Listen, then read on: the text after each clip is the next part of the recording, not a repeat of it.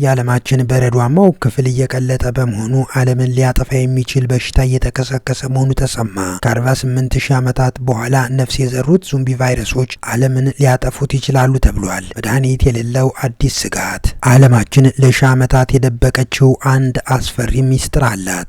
በሰሜን ዋልታ በሳይቤሪያና በአላስካ ቅዝቃዜ ውስጥ ከበረዶ በታች ተቀብረው የሚገኙ ፍጥረታት አሉ።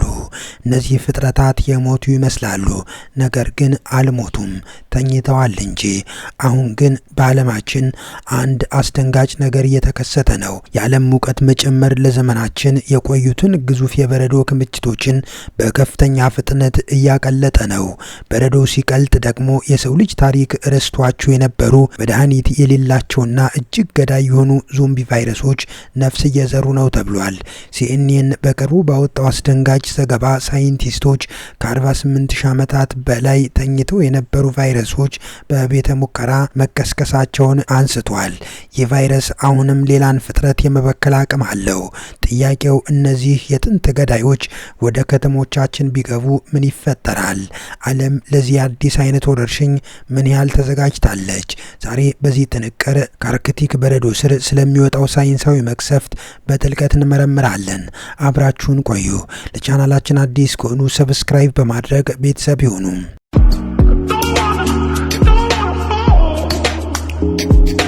ናሽናል ጂኦግራፊ እንደዘገበው አርክቲክ ወይም ሰሜናዊ ዋልታ የምድር ሰሜናዊ ጫፍ ሲሆን በአብዛኛው በበረዶ የተሸፈነ ውቅያኖስንና በዙሪያው ያሉትን የምድር ክፍሎችን ያካትታል። ይህ ቀጠና የምድርን አየር ንብረት ለመቆጣጠር ትልቅ ሚና ይጫወታል።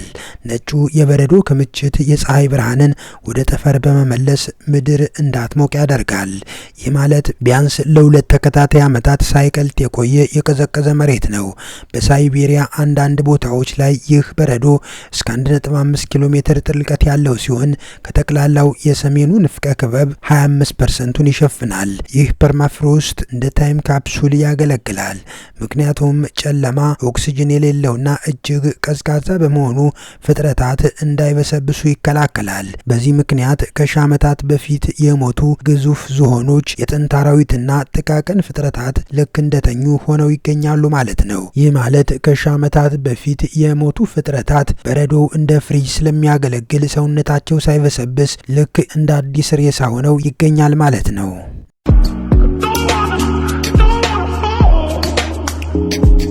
ናሳና የብሔራዊ የበረዶ መረጃ ማዕከል ባወጡት አስደንጋጭ መረጃ መሰረት የአርክቲክ በረዶ በከፍተኛ ፍጥነት እየቀለጠ ነው። የአርክቲክ የባህር በረዶ ክምችት በየ10 ዓመቱ በአማካይ 13 በመቶ ያህሉን እየቀነሰ ነው።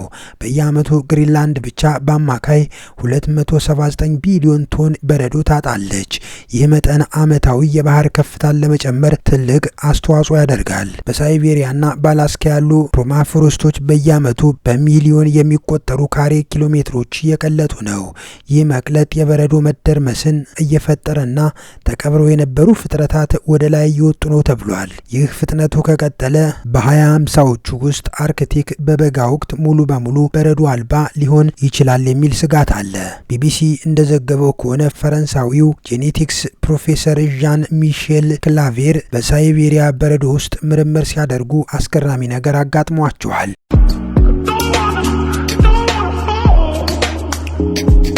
ሳይንቲስቶቹ ከበረዶ ውስጥ 7 የተለያዩ የቫይረስ አይነቶችን አውጥተዋል። ከነዚህ መካከል ትንሹ 27000 ዓመት የሆነው ሲሆን ትልቁ ደግሞ 48000 ዓመት ያስቆጠረ ነው። ይህ ቫይረስ ፒዞ ቫይረስ ሰብሪኪዩም ይባላል። የሚያስደነግጠው ነገር ሳይንቲስቶቹ ይህንን ቫይረስ ወደ ቤተ ሙከራ ወስደው ሙቀት ሲሰጡት ቫይረሱ ወዲያውኑ መንቀሳቀስና አሜባ የተባሉ ደቃቅን ፍጥረቶችን ማጥቃት ጀምረዋል። ይህ ማለት ለ48000 ዓመታት ተኝቶ የነበረው ቫይረስ አሁንም ገዳይ ነው ማለት ነው። የሰው ልጅ የበሽታ መከላከል አቅም የማያውቀው ወረርሽኝ ሊኖር እንደሚችልም ተመላክቷል። ዎል ስትሪት ጆርናል እንደዘገበው አርክቲክ አሁን የንግድና የነዳጅ ፍለጋ ቀጠና እየሆነ ነው። ኩባንያዎች ነዳጅና ማዕድንን ለመፈለግ በረዶውን እየቆፈሩት ነው። ይህ ቁፈራ በበረዶው ጥልቀት ውስጥ ተኝተው የነበሩትን ቫይረሶች ወደ ላይ የማውጣት እድሉ ከፍተኛ ነው። አንዳንድ ሀገራት እነዚህን የጥንት ቫይረሶችንም በቤተ ሙከራ ውስጥ በማሳደግ እንደ ወታደራዊ መሳሪያ ሊጠቀሙባቸው ይችላል የሚል ስጋት አለ። ማለትም የባዮሎጂካል መሳሪያ በማድረግ የሰው ልጅን ሊጨርሱባቸው ይችላል የሚል ስጋትም አለ። ይህ መጥፎ ዕድል የሚሆነው ሀብታም ሀገራት ወይም አሸባሪ ቡድኖች ቫይረሱን በማግኘት ወደ ተመረጡ ከተሞች በመልቀቅ ወረርሽኝ የመፍጠር አቅም ስላላቸው ነው።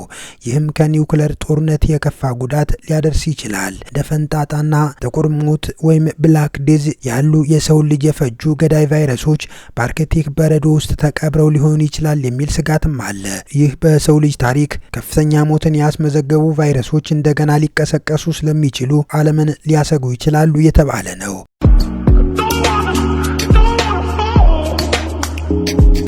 ዎል ስትሪት ጆርናል እንደዘገበው ሳይንቲስቶች በአርክቲክ አካባቢ ባሉ የህዝብ ሰፈሮች ውስጥ አዳዲስ በሽታዎችን ለመለየት የሚያስችል የክትትል ስርዓት ለመዘርጋት እየሞከሩ ነው። እንደ ኮቪድ-19 ያሉ ወረርሽኞች ሲከሰቱ በፍጥነት ክትባት ለማዘጋጀት የሚያስችል ፕላትፎርም ቴክኖሎጂ እየተገነባ ነው። ነገር ግን ለጥንት ቫይረሶች የተዘጋጀ አንቲባዮቲክ ወይም ክትባት የለም። የዓለም ጤና ድርጅትና ሌሎች ድርጅቶች ስለ አርክቲክ ቫይረሶች ስጋት ሰፊ ጥናቶችን እያደረጉ ነው። ነገር ግን ይህ ዝግጅት ከችግሩ ስፋት ጋር ሲነጻጸር ገና ብዙ የሚቀረው ነው።